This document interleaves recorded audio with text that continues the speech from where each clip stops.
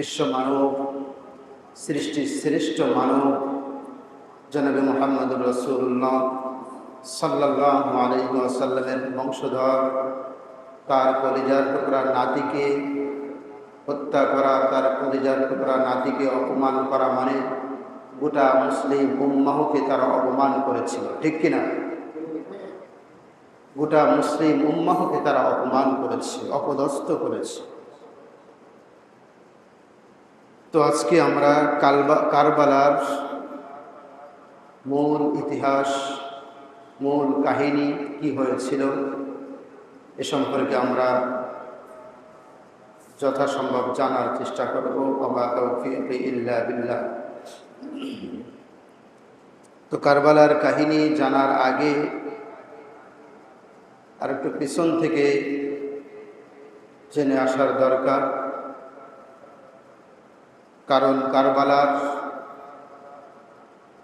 কাহিনী মূলত কিভাবে শুরু হয়েছিল, কোন বিষয়টা নিয়ে শুরু হয়েছিল সেটা আমরা বুঝতে পারবো আর একটু আগে থেকে যদি আমরা জানি। তো খিলাফতকে কেন্দ্র করে, নেতৃত্বকে কেন্দ্র করে কে দেশের প্রধান হবে, লিড দিবেন কে, ইসলামী নেতা হবেন কে, খলিফা হবেন কে, এটাকে কেন্দ্র করেই মূলত এই সহিংস কাণ্ড হয়েছে। তো আমরা সর্বপ্রথম জানব মুসলিম রাষ্ট্রে খলিফা নির্বাচনের পদ্ধতি সম্পর্কে আমরা জানব। একটা মুসলিম রাষ্ট্রে খলিফা নির্বাচনের পদ্ধতি হচ্ছে আল্লাহ রাসূল এবং সাহাবা ইকরামদের থেকে যেটা পাওয়া গেছে সে অনুসারে খলিফা নির্বাচনের পদ্ধতি হচ্ছে মোট 4টি। কয়টি? খলিফা নির্বাচনের পদ্ধতি মোট কয়টি? 4টি। তো সর্বপ্রথম খলিফা হচ্ছে হযরত আবু বকর সিদ্দিক রাদিয়াল্লাহু তাআলা আনহু। তিনি কিভাবে খলিফা নির্বাচিত হয়েছিলেন? আল্লাহ রাসূল সাল্লাল্লাহু আলাইহি ওয়াসাল্লাম তো দীর্ঘ 10 বছর নেতৃত্ব দিয়েছিলেন, অর্থাৎ হিজরি সাল যখন থেকে গণনা শুরু হয়েছে, যখন তিনি মক্কা থেকে মদিনায় গিয়েছেন তখন থেকে গণনা শুরু হয়েছে। সে অনুসারে তিনি 10ম হিজরি পর্যন্ত নেতৃত্ব দিয়েছিলেন। তো তার ইন্তেকালের পরে খলিফা কে হবে, কে মুসলিম উম্মাহকে লিড দিবেন, কে নেতৃত্ব দিবেন, তার কিছু হিন্টস আল্লাহ রাসূল সাল্লাল্লাহু আলাইহি ওয়াসাল্লাম দিয়ে গিয়েছিলেন। তো খলিফা নির্বাচনের সর্বপ্রথম যে পদ্ধতি সেটি হচ্ছে ইশারা। সেটি কি? ইশারা, ইঙ্গিত। অর্থাৎ যিনি রানিং খলিফা থাকবেন, যিনি রানিং নেতা থাকবেন, তিনি হচ্ছে তার জীবদ্দশায় তিনি ইশারা করে যাবেন, ইঙ্গিত দিয়ে যাবেন, যেমনটা আল্লাহ রাসূল সাল্লাল্লাহু আলাইহি ওয়াসাল্লাম ইশারা করে গিয়েছিলেন আবু বকরের প্রতি। অর্থাৎ আল্লাহ রাসূল সাল্লাল্লাহু আলাইহি ওয়াসাল্লাম তার জীবদ্দশায় শেষ প্রান্তে এসে দীর্ঘ 13 দিন যাবৎ অসুস্থতার ভিতরে ছিলেন, চরম পর্যায়ে অসুস্থ, বিছানায় শুয়েছিলেন। তো তার অবর্তমানে মসজিদে নববীর সামনে কে দাঁড়াবে, কে ইমামতি করবে, তার অনুমতি ছাড়া তার জায়গায় দাঁড়ানোর তো কারো সাহস নাই, আছে নাকি? যেখানে বিশ্বনবী দাঁড়িয়ে নামাজ পড়ান সেখানে তো অন্য কেউ দাঁড়াতে পারে না তার অনুমতি ব্যতিরেকে। তো যখন তিনি অসুস্থ ছিলেন তখন তিনি অনুমতি দিয়েছিলেন, মুরু আবা বকরিন ফালিসাল্লি বিন নাস, তোমরা আবু বকরের নেতৃত্বে আবু বকরকে সামনে দিয়ে তোমরা নামাজটা আদায় করে নাও। সুবহানাল্লাহ। এ হচ্ছে প্রথম ইশারা। দ্বিতীয় আরেকটি ইশারা ছিল, একদিন এক মহিলা রাসূল সাল্লাল্লাহু আলাইহি ওয়াসাল্লামের কাছে এসেছেন কিছু প্রশ্নের সলভ করার জন্য, কিছু প্রশ্নের সমাধান করার জন্য। আল্লাহ রাসূল সাল্লাল্লাহু আলাইহি ওয়াসাল্লাম যথারীতি সমাধান করে দিলেন। করে দেওয়ার পরে মহিলা বললেন, আজকে তো আপনি সমাধান করে দিলেন, কিন্তু যদি এই ঘটনাক্রমে এমন হয় যে আপনি দুনিয়া থেকে চলে গিয়েছেন, আমি বেঁচে আছি, তখন কোনো প্রশ্নের সমাধানের প্রয়োজন তখন কার কাছ থেকে নিব? তখন আল্লাহ রাসূল সাল্লাল্লাহু আলাইহি ওয়াসাল্লাম বলে দিয়েছিলেন যে আমার বর্তমানে তুমি আবু বকরের কাছে এসো, এসে তোমার যে প্রশ্ন থাকে সে প্রশ্নের সমাধান তার কাছ থেকে নিয়ে যেও। এই আরেকটি ইশারা, ইঙ্গিত। 3 নম্বর, একদিন আল্লাহ রাসূল সাল্লাল্লাহু আলাইহি ওয়াসাল্লাম বসে আছেন সাহাবায়ে কেরামদের সাথে করে নিয়ে, তখন তিনি বলছেন, লা আদরি মা বাকাই ফীকুম, জানি না হয়তো আর কতদিন তোমাদের মাঝে থাকবো, হয়তো অচিরেই আমি চলে যাব, হয়তো অচিরেই তোমাদেরকে ছেড়ে আমি চলে যাব। তো সমস্যা নাই, আমি যখন চলে যাব তখন তোমরা আবু বকর ওমর তার কাছ থেকে সব সমস্যার সমাধানগুলো তাদের কাছ থেকে এসে নিও। এখানে হাদিসে আগে আবু বকর নাম উল্লেখ করেছেন, পরবর্তীতে ওমরের নাম উল্লেখ করেছে। তো এই ইঙ্গিত অনুসারে আল্লাহ রাসূল সাল্লাল্লাহু আলাইহি ওয়াসাল্লাম যখন এই ভুবন থেকে চির বিদায় নিয়ে চলে গেলেন, তখন সাহাবায়ে কেরামগণ তারা এই বিষয়গুলো সামনে রেখে হযরত আবু বকর সিদ্দিক রাদিয়াল্লাহু তাআলা আনহুকে খলিফা হিসেবে নির্বাচিত করলেন। সুবহানাল্লাহ।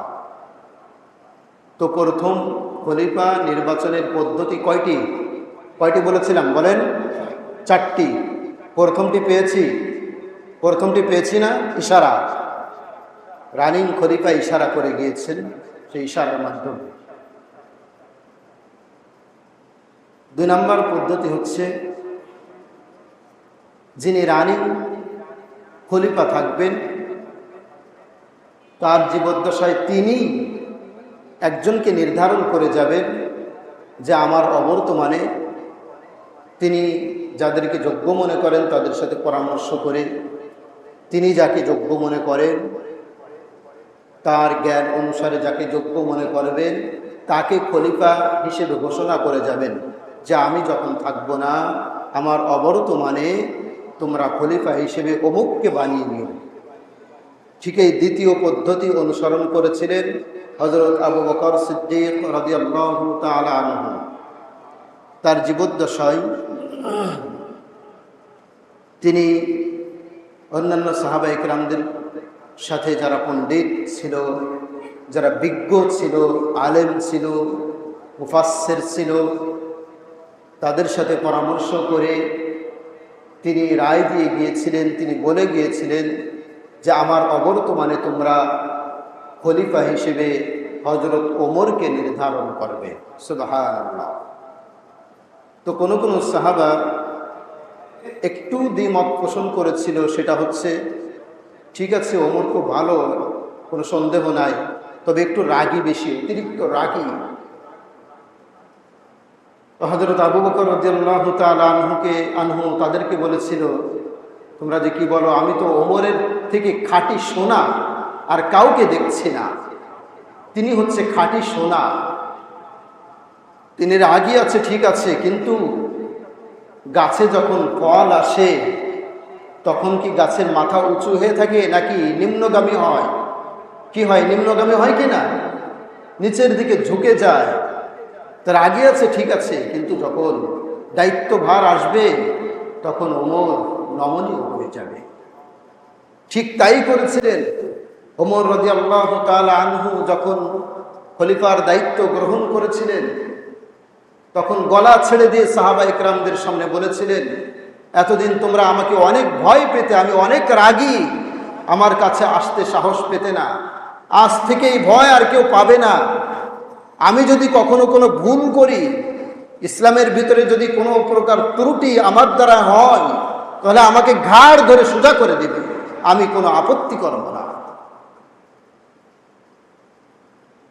তো হযরত ওমর ফারুক রাদিয়াল্লাহু তাআলা আনহু তিনি খলিফার দায়িত্ব পালন করেছিলেন দীর্ঘ 10 বছর। প্রথম খলিফা হযরত আবু বকর সিদ্দিক রাদিয়াল্লাহু তাআলা আনহু, তিনি খলিফার দায়িত্ব পালন করেছিলেন 2.5 বছর, 2 বছর 6 মাস, 2.5 বছর। আর দ্বিতীয় খলিফা হযরত ওমর ফারুক রাদিয়াল্লাহু তাআলা আনহু, তিনি খলিফার দায়িত্ব পালন করলেন 10 বছর। মোট কত বছর হলো? 12.5 বছর। তাহলে 4টি পদ্ধতির 2টি পদ্ধতি আমরা পেয়ে গিয়েছি। 1 নাম্বার হচ্ছে ইশারা করে গিয়েছেন আল্লাহ রাসূল, একটি পদ্ধতি। দ্বিতীয় পদ্ধতি আবু বকর রাদিয়াল্লাহু তাআলা আনহুর কাছ থেকে এসেছে, তিনি সরাসরি নির্ধারণ করে দিয়ে গিয়েছেন আমার অবর্তমানে খলিফা কে হবেন। 3 নাম্বার পদ্ধতি হচ্ছে শুরা কমিটি, অর্থাৎ আমি খলিফা আছি, আমার অবর্তমানে খলিফা নির্বাচিত কিভাবে হবে, এর জন্য আমি থেকে আমার নেতৃত্বে আমি একটি কমিটি গঠন করে দিয়ে যাব, যে অমুক অমুক অমুক আমার অবর্তমানে আমি যখন চলে যাব দুনিয়া থেকে, তখন তোমরা এই কয়জন মিলে পরামর্শ করে তোমরা একজনকে খলিফা নির্ধারণ করবে। ঠিক এই 3 নাম্বার পদ্ধতি অনুসরণ করেছিলেন হযরত ওমর ফারুক রাদিয়াল্লাহু তাআলা আনহু। তাকে নামাজের ভিতরে সূরা মারা হয়েছিল, তিনি দীর্ঘদিন অসুস্থ ছিলেন, অসুস্থ অবস্থায় বিছানায় পড়েছিলেন। তো তার সন্তান অনেকবার বলেছিলেন, আব্দুল্লাহ ইবনে ওমর তার সন্তান বলেছিলেন, আব্বা আপনি কাউকে খলিফা নির্বাচন করে দিয়ে যান, কাউকে খলিফা নির্ধারণ করে দিয়ে যান। তার মেয়ে হযরত হাফসা রাদিয়াল্লাহু তাআলা আনহা, তিনিও বলেছিলেন, 2 ভাই বোন মিলে বলেছিলেন, ভাই গিয়ে বোনকে বলেছিলেন যে আব্বাকে একটু বুঝাও, তিনি যেন খলিফা নির্ধারণ করে দিয়ে যান। কিন্তু হযরত ওমর ফারুক রাদিয়াল্লাহু তাআলা আনহু তিনি খলিফা নির্ধারণ করে দিয়ে যান নাই। তিনি যদি ইচ্ছা করতেন যে আমার ছেলে আব্দুল্লাহ ইবনে ওমরকে খলিফা নির্ধারণ করে দিয়ে যাব, কেউ দ্বিমত করার মতো কেউ ছিল না তখন। কারণ সর্বোচ্চ যোগ্যতার অধিকারী ছিল হযরত আব্দুল্লাহ ইবনে ওমর রাদিয়াল্লাহু তাআলা আনহু। তিনি মুহাদ্দিস, মুহাক্কিক, মুফাসসির, মুফতি সবগুলো একসাথে ছিল। আমাদের তো একটা আছে, একটা নাই। কেউ মুহাদ্দিস, কেউ মুফতি না, কেউ মুফতি, কেউ মুফাসসির না, এক বিষয়ে পারদর্শী। কিন্তু আব্দুল্লাহ ইবনে ওমর সকল বিষয় সমান পারদর্শী ছিলেন, পণ্ডিত ছিলেন। কিন্তু ওমর ফারুক রাদিয়াল্লাহু তাআলা আনহু বললেন, না, আমার ছেলেকে আমি খলিফা নির্ধারণ করে দিব না। এমনকি তিনি 6 সদস্য বিশিষ্ট একটি শূরা কমিটি গঠন করে দিয়েছিলেন। কয় সদস্য? 6 জন বিশিষ্ট একটি শূরা কমিটি গঠন করে দিয়েছিলেন, যে আমার অবর্তমানে আমি যখন চলে যাব তখন তোমরা এই 6 জন মিলে তোমরা পরামর্শ করে যে কোনো একজনকে খলিফা নির্ধারণ করে দিবে। প্রথমে এটা বলেছেন, পরবর্তীতে ভেবে দেখেছেন যে আসলে আমি তো নির্ধারণ করেছি 6 জন, তো 6 জন 2 ভাগ হয়ে যেতে পারে, 3 জন 3 জন করে 2টো মত হয়ে যেতে পারে। 3 জন এক মত দিয়েছে আর 3 জন এক মত দিয়েছে, হতে পারে কি না? হতে পারে। তো এক্ষেত্রে রায়টা আসবে কিভাবে? এজন্য তিনি কি করলেন, তিনি ওই 6 জনের সাথে তার ছেলে আব্দুল্লাহ ইবনে ওমরকেও যোগ করলেন ভোটার হিসেবে মাত্র। বললেন যে যখন 2 ভাগ হয়ে যাবে, সমান সমান হয়ে যাবে রায়, তখন আব্দুল্লাহ ইবনে ওমরের রায় নিয়ে সে যাকে রায় দেবে, তাহলে 4 জন আর 3 জন হয়ে যাবে। যে দলে 4 জন হবে সেই মত অনুসারে তোমরা খলিফা নির্ধারণ করবে, কিন্তু আমার ছেলে খলিফা হতে পারবে না, আমার ছেলে মাত্র ভোট দিতে পারবে। তাহলে কত স্বচ্ছতা দেখিয়েছেন। পরবর্তীতে কেউ আঙুল তুলবে যে ওমর তার নিজের দিকে টেনেছে, তার সন্তানকে খলিফা বানিয়েছে, এই আঙুল যেন কেউ না তুলতে পারে। এজন্য তার ছেলেকে তো নিজে তো বানান নাই, বরং বলে গিয়েছেন আমার ছেলেকে খলিফা বানাবে না, আমার ছেলে মাত্র ভোট দিতে পারবে। তো এটা থেকে আমরা তো শুধু শুনি, আজীবন শুনি, আমরা ভিতরে ঢুকি না, আমরা শিক্ষাও গ্রহণ করি না। এই যে খলিফাগুলো নিজের সন্তানগুলোকে খলিফা নির্ধারণ করে যান নাই। আর আমাদের সমাজে দেখা যায়, আমাদের দেশে দেখা যায়, পীরের ছেলে পীর, খলিফার ছেলে খলিফা, পীরের ছেলে পীর, তার ছেলে পীর চলে আসছে, দাদা থেকে নাতি থেকে চলে আসছে, একের পর এক পীর হচ্ছে। যোগ্যতা দেখা দেখির কোনো তোয়াক্কা করে না। এজন্য তো বাবা পীর, ছেলে মোচে তেল দেয়, আমি তো পরবর্তীতে পীর হচ্ছি, কামড়া কামড়ি লাগিয়ে দেয় ভাইদের সাথে, অন্যদের সাথে। কিন্তু এটা তো হওয়া উচিত ছিল না। উচিত ছিল আমি পীর, আমার মুরিদগুলো যারা আছে তাদের ভিতরে যারা যোগ্য, তাকে খলিফা হিসেবে, তাকে পীর হিসেবে, পরবর্তীতে পীর হিসেবে তোমরা নির্ধারণ করবে। এটা হওয়া উচিত ছিল কি না বলেন? এটাই হওয়া উচিত ছিল।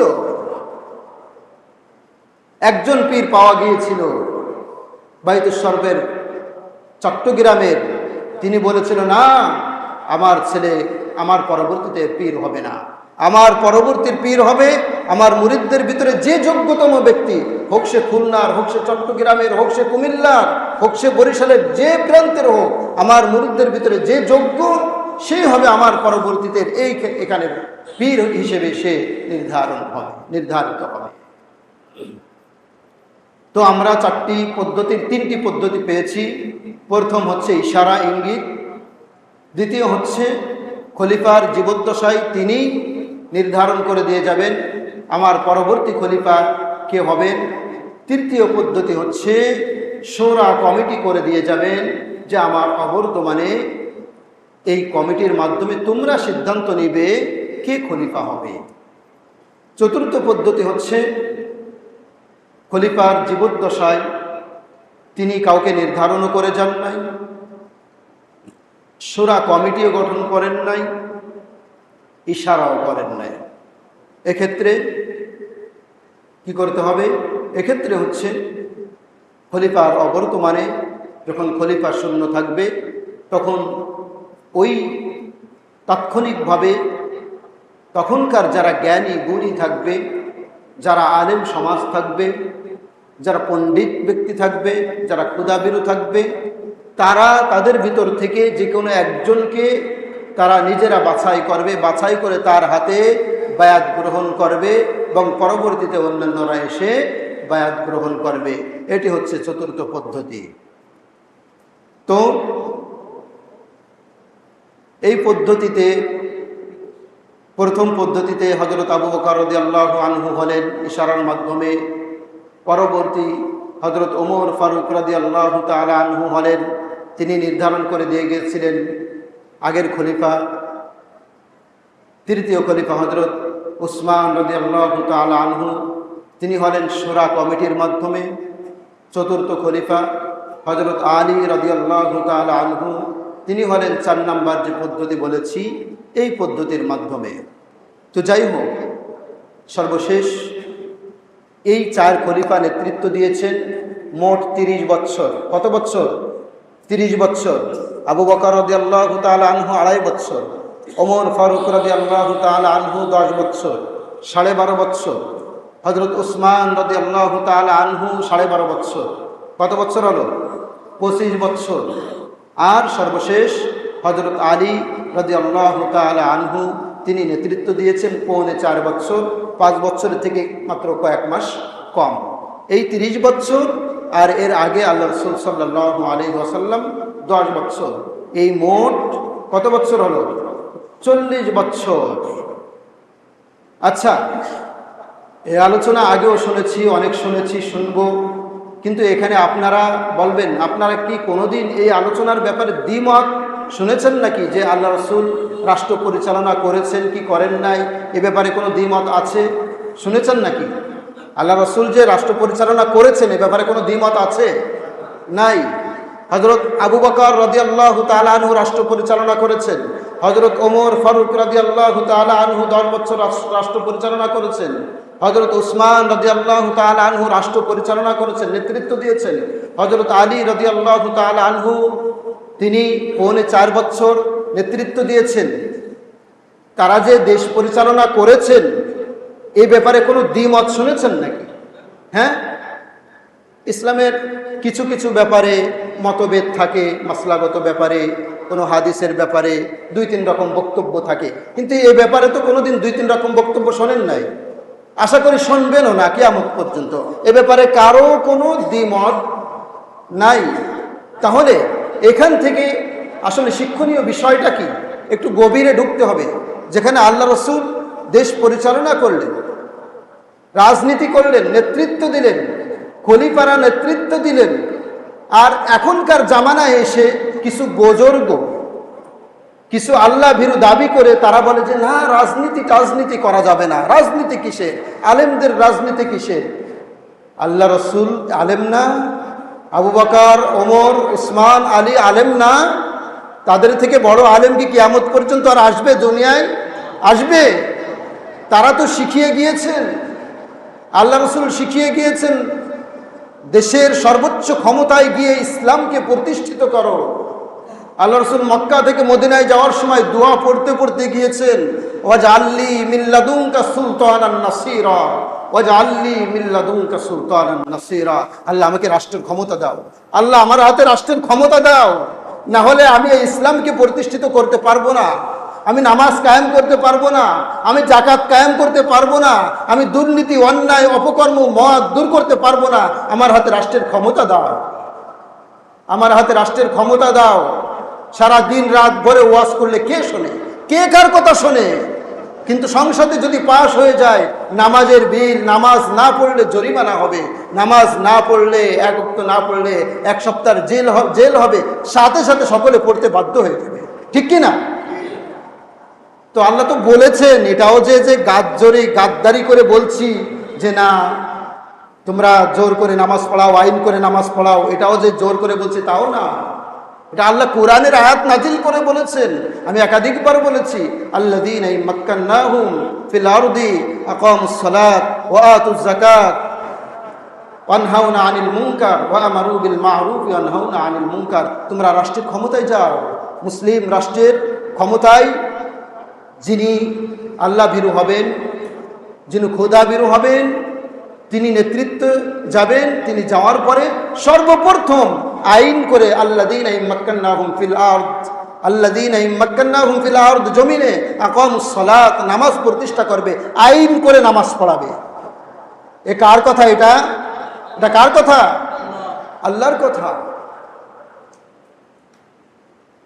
এখানে আমরা সাধারণত মসজিদ, সাধারণ ছোট্ট একটি জায়গা, 500, 1000, 2000 স্কোয়ার ফিট, সেখানে একজন ইমাম নির্ধারণ করি, পা থেকে মাথা পর্যন্ত দেখি কোনো ত্রুটি আছে কিনা, মাইক্রোস্কোপ যন্ত্র দিয়ে দেখি, অনুবীক্ষ যন্ত্র দিয়ে দেখি, এমনও দেখি ইমামের বউ পর্দা করে কিনা, নামাজ পড়াবে তো ইমাম, ইমামের বউ পর্দা করে কিনা এ পর্যন্ত দেখি কিনা, কোনো ত্রুটি আছে কিনা, কিভাবে কথা বলে, কিভাবে হাঁটা চলা, কিভাবে চলা ফেরা, চাল চলন, সব কিছু দেখি, পা থেকে মাথা পর্যন্ত দেখি।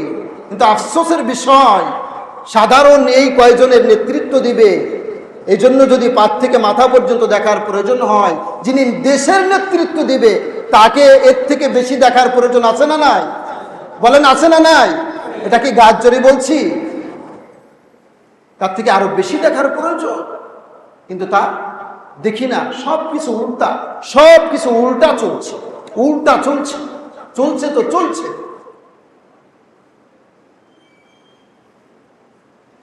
কিছু মানুষ তো আছে, এটা ছিল, আছে, থাকবে। কিছু মানুষ তো আছে, প্রত্যেক মসজিদে কিছু ফেরেশতার মতো মানুষ আছে, ইমামের ভিতর দিকে এরকম করে তাক করে থাকে, কোথায় কোন ত্রুটি হয়, কোথায় কোন ত্রুটি হয়, এটা ধরার জন্য তাক করে থাকে। এটা ছিল, এটা থাকবে, এটা পরীক্ষা করার জন্য, নবীদেরকে পরীক্ষা করার জন্য। নবীদেরকে এমনভাবে পরীক্ষা করেছেন, হযরত ইব্রাহিমের জামানায় নমরুদকে দিয়েছেন, হযরত মুসার জামানায় ফিরাউনকে দিয়েছেন, রাসূলের জামানায় আবু জেহেলকে দিয়েছেন। এগুলো দিয়ে পরীক্ষা করেন, মজবুত করেন, খাঁটি সোনা নির্ধারণ করেন আল্লাহ তাআলা। তো এমনও হবে কিয়ামতের দিন অনেক অনেক ভালো কাজ আছে, অনেক আমল আছে, কাউকে ঠকাই না, সুদ খাই না, ঘুষ খাই না, নামাজ একত্র ছাড়ি না, কিন্তু এই ছোট্ট ছোট্ট ত্রুটির কারণে অনেকে ধরা খাবে, অনেকে ধরা খাবে।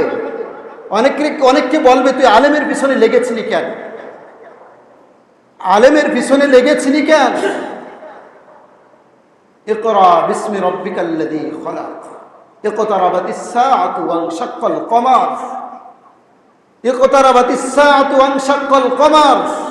এই জাতি যদি জ্ঞানী হতো, এই জাতি যদি কোরআন পড়তো, এই জাতি যদি হাদিস পড়তো, তাহলে আজ আমার মুখ থেকে এগুলো বলার প্রয়োজন হতো না, সকলে জানতো। ইকতারাবাতিস সাআতু ওয়ানশাক্কাল কমার।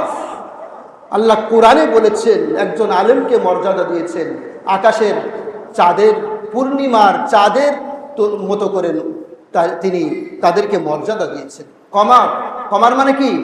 চাঁদ। কমার মানে কি?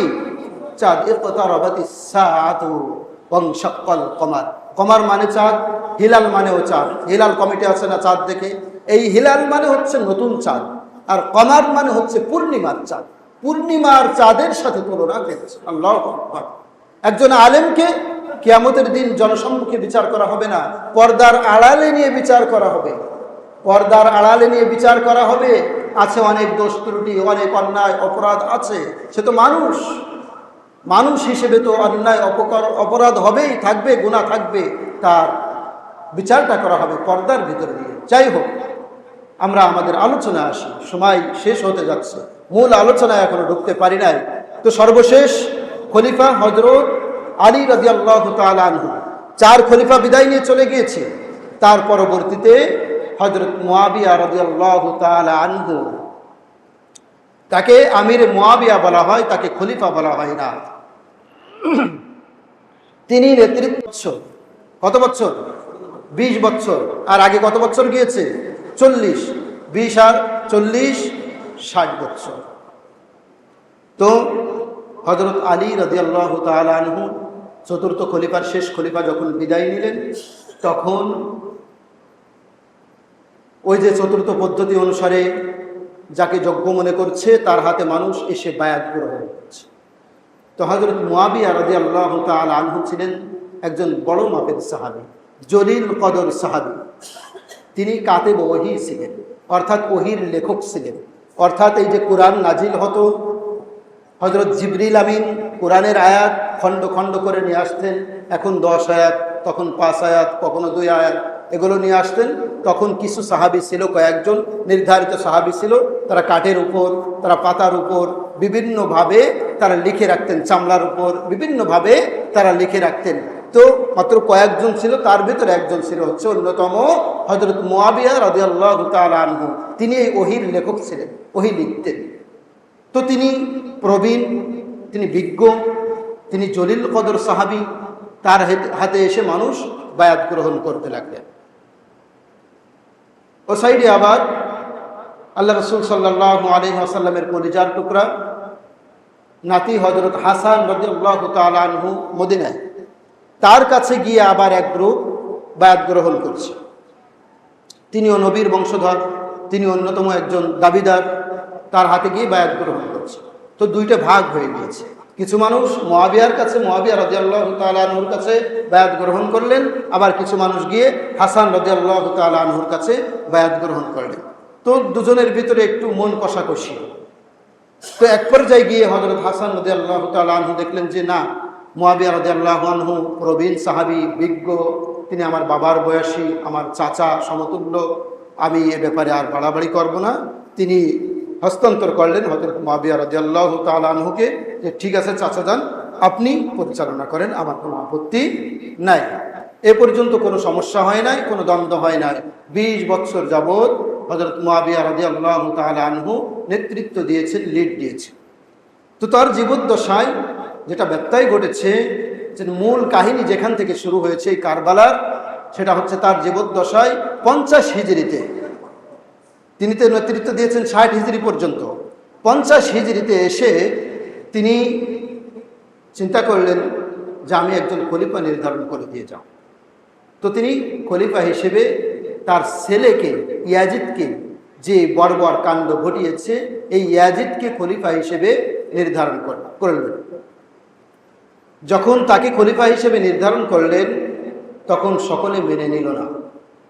কারণ এখন পর্যন্ত যে পদ্ধতিগুলো অনুসরণ করে খলিফা নির্ধারণ করা হয়েছে, সেই পদ্ধতির ভিতরে থাকলেও কেউ এখনো পর্যন্ত তার নিজের সন্তানকে খলিফা হিসেবে নির্বাচন করেন নাই।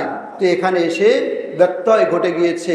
তার জীবদ্দশায় আরও অন্যান্য সাহাবা ইকরাম যারা বেঁচে ছিল, তারা তার কাছে এসে আপত্তি করতে লাগলেন, ওযকুরুল্লাহ ফি উম্মতি মুহাম্মদ বিমান তাস্তাখলিফু আলাইহা। একজন সাহাবী এসে হযরত মুআবিয়া রাদিয়াল্লাহু তাআলা আনহুকে বললেন, আমি উম্মতে মুহাম্মাদির জন্য আল্লাহ তাআলার কথাগুলো আপনাকে স্মরণ করে দিতে চাই। আপনি যে পদ্ধতি অনুসরণ করে খলিফা নির্ধারণ করলেন, আপনার ছেলেকে খলিফা নির্ধারণ করলেন, এটা মোটেও ঠিক হচ্ছে না, এটা মোটেও ভালো হবে না। তখন হযরত মুআবিয়া রাদিয়াল্লাহু তাআলা আনহু উত্তরে বললেন যে, হ্যাঁ, আমার জীবদ্দশা আমি যে সিদ্ধান্ত নিয়েছি, পুরানো সাহাবীরা তো সকলে চলে গিয়েছে, কয়েকজন বেঁচে আছে, এখন তো আমাদের সন্তানদের প্রজন্ম, আমাদের সন্তানদের পালা। তো যারা আছে তাদের ভিতরে আমি ইয়াজিদকে যোগ্য হিসেবে মনে করছি। যাই হোক, তার এটা ইস্তেহাদিগত ভুল হলেও হতে পারে, তার দিকে আঙুল তোলার মতো আমাদের কোনোভাবেও উচিত নয়, সম্ভব নয়। কারণ তিনি হচ্ছেন একজন জলিল কদর সাহাবী, তিনি একজন মুস্তাহিদ। আর মুস্তাহিদ মনে রাখবেন, মুস্তাহিদ যখন গবেষণা করে যদি ভুলও হয়, ভুল করেছে, ভুল করার জন্য একটা সওয়াব পায়। মুস্তাহিদ তিনি গবেষণা করেছে, ভালোটা বের করতে চেয়েছে, কিন্তু ভুল হয়েছে, একটা সওয়াব পাবে। কিন্তু যদি সঠিকটা হয় তাহলে ডবল সওয়াব পাবে। তিনি একজন মুস্তাহিদ, তিনি কাতেবে ওয়াহি, তিনি জলিল কদর সাহাবী। তিনি যা করেছেন হয়তো তার কোনো ত্রুটি হলেও হতে পারে, তারপরেও তার দিকে আঙুল তুলে কথা বলার মতো কিয়ামত পর্যন্ত কেউ যোগ্যতা রাখে না। তিনি ভুল করলেও জেনে রাখবেন, তিনি আমাদের থেকে শত শত বছর আগে জান্নাতে যাবেন। আমরা কে? তার দিকে আঙুল তোলা যাবে না। তিনি যা করেছেন, আর ইয়াজিদকে যখন নির্ধারণ করেছেন, তখন তো ইয়াজিদ এত খারাপও হয় নাই। পরবর্তীতে তার অবর্তমানে তিনি চলে যাওয়ার পরে, তিনি 61 হিজরির রজব মাসে চলে গিয়েছেন, 60 হিজরির রজব মাসে যাওয়ার পরে হযরত মুআবিয়া রাদিয়াল্লাহু তাআলা আনহু যাওয়ার পরে ইয়াজিদ তার পিতার নির্ধারণ করা খলিফা নির্ধারণ করে গিয়েছিলেন, সে অনুসারে তিনি ক্ষমতা দখল করেছেন। তো এইটাকে কেন্দ্র করে মূল কারবালার ঘটনা ঘটেছে। সময় তো পার হয়ে গিয়েছে অলরেডি। যাই হোক, আমি অন্য আরেকদিন বলবো কারবালার মূল কাহিনী, আমি এখনো ঢুকতে পারি নাই। তো আমরা যতটুকু শুনলাম, খলিফা নির্বাচনের 4টি পদ্ধতি সম্পর্কে জানলাম, এবং আল্লাহ রাসূল সাল্লাল্লাহু আলাইহি ওয়াসাল্লাম 10 বছর এবং 4 খলিফা তারা 30 বছর নেতৃত্ব দিয়েছিলেন, মোট 40 বছর। সর্বশেষ হযরত মুআবিয়া রাদিয়াল্লাহু তাআলা আনহু 20 বছর, এই মোট 60 বছর তারা নেতৃত্ব দিয়ে আমাদেরকে যে শিক্ষাগুলো দিয়ে গিয়েছেন, এই শিক্ষা যেন আমরা আমাদের জীবদ্দশায় কাজে লাগাতে পারি, অনুসরণ করতে পারি, অনুকরণ করতে পারি। আল্লাহ তাআলা আমাদের তৌফিক দান করুন। আমিন। আখির দাওয়ানা আলহামদুলিল্লাহি রাব্বিল আলামিন।